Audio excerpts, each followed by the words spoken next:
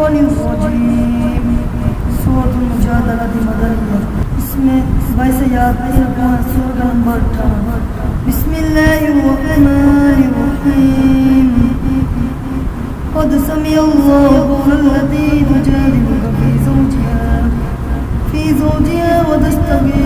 إلى الله والله يسمع تحاوركما إن الله سميع بصير الذين يظاهرون من نسائهم ما هن أمهاتهم إن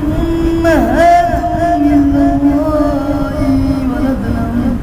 وإنهم ليقولون منكرا من القول وزورا وإن الله لغفور غفور والذين يظاهرون من نسائهم ثم يعودون لما قالوا فتحرير رقبة من قبل أن يتماسا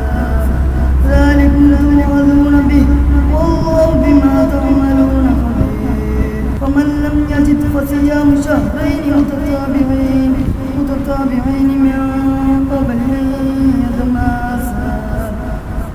فمن لم يستطع فإطعام 60 مسكينا ذلك لتؤمنوا بالله ورسوله وتلك حدود الله وللكافرين عذاب أليم إن الذين يحادون الله ورسوله كبتوا كما كبت الذين من قبلهم وقد أنزلنا آيات بينات وللكافرين عذاب مهين صدق الله العظيم